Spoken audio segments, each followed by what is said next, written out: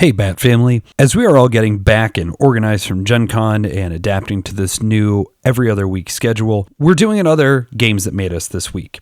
You can expect a post-GenCon episode shortly, and episode 5, a top 10 episode about starting a collection, should appear on the feed next Tuesday. Thank you so much for hanging out with us, and on with the episode.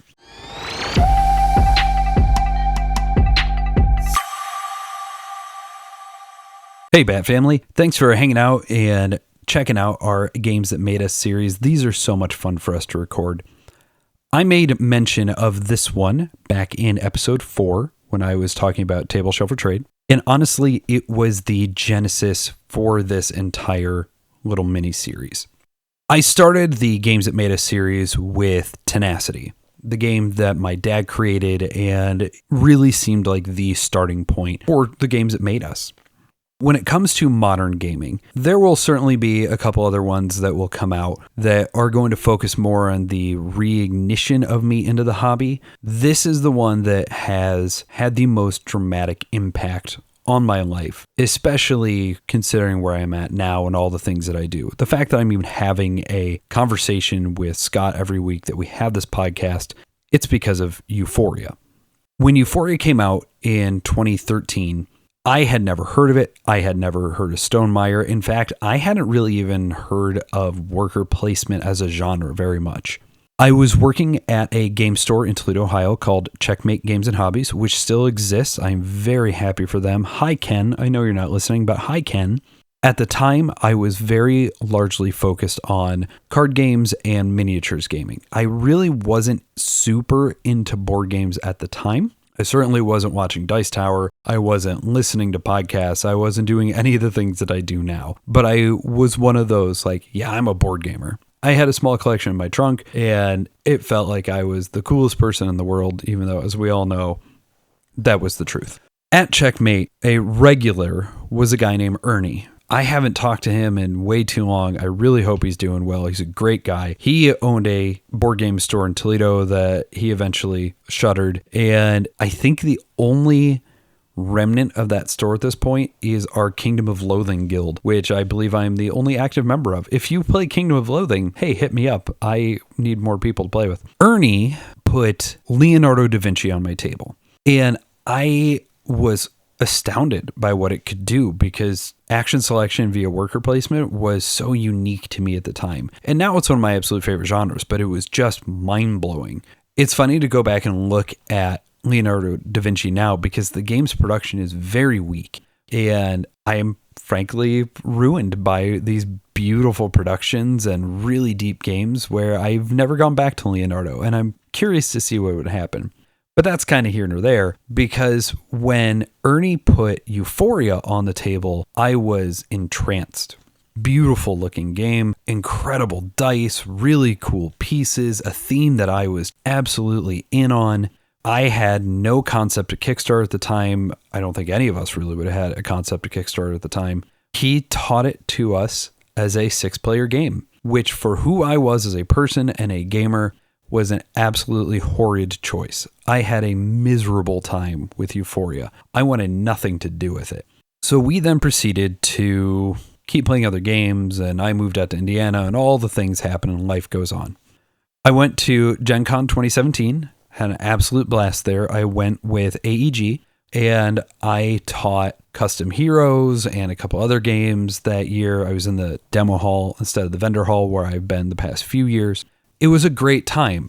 One of the things that I picked up at Checkmate was just a love of AEG games at that time. Nightfall was the major one, but I had all these little box games, Love Letter, plenty of stuff from AEG. So it made sense for me when AEG reached out to the Vanguard program, hey, let's go to GenCon.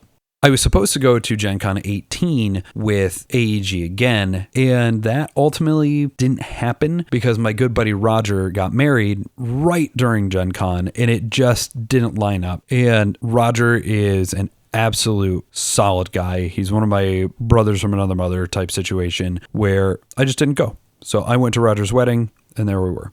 That summer in 2018, I had started volunteering and working at a local game store that no longer exists, unfortunately, called the Village Well. The way that I got paid for my work at the Village Well was, hey, just take a game. I really appreciated that. It expanded my collection significantly. It let me try a lot of things I wouldn't have otherwise tried. And that definitely pushed me more into my omni-gamer status than I am now. One of the first games that I took home was Euphoria.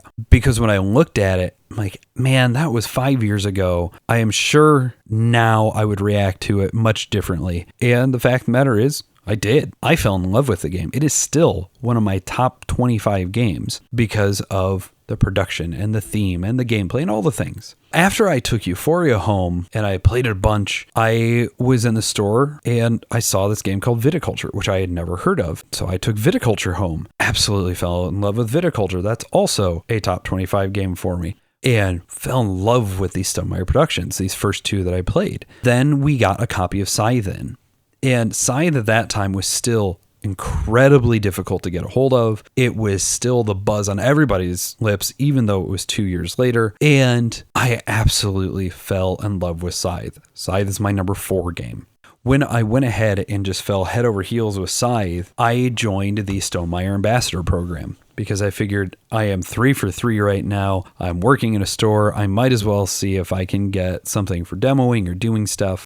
I had been an ambassador for a couple of weeks. Jamie sent out a notice saying, we need help with the GenCon booth. We're going to ambassadors first. Why don't you fill out this form? And if we like you, you may hear from us. Couple weeks later, I'm not thinking much of it, and I get an email from Cynthia at MeepleSource. Hi, Cynthia, you're great. And she said, hey, Jamie liked your answers. Why don't you join us for the GenCon staff? And so I talked to my wife about it. And at the time, we didn't have our kids. And she said, go, have fun. You really like these games. I think you'll have a good time. So me picking up Euphoria that second time validated a lot in my head of being able to recontextualize a game and change an opinion on something. It led to me going to GenCon consistently every year. Even during the pandemic years, I was in contact with Cynthia and the team because we talked about, should we go in 21? And we ultimately didn't because of COVID concerns. But there was never any question of, am I going to get to go back? Because I am consistently offered my spot and I consistently take it because I love the people that I am there for. GenCon's a lot of fun. You have heard our content about this. I love seeing new games. I love buying new games. But the reason I go to GenCon is the people. Cynthia and Dusty and Dave and Jen and Jamie and Nursey, and I can go on and on and on. It is almost a family that we have built for this convention. We talk throughout the year and we have just a great time.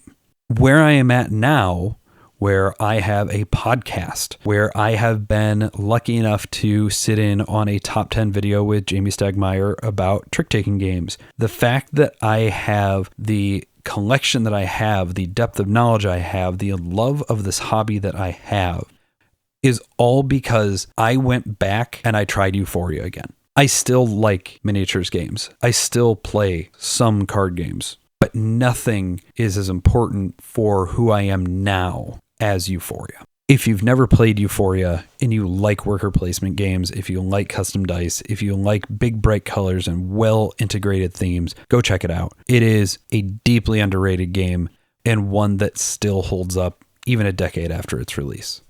With all that said, thank you for indulging us yet again for the games that made us, and we'll catch you on the next one.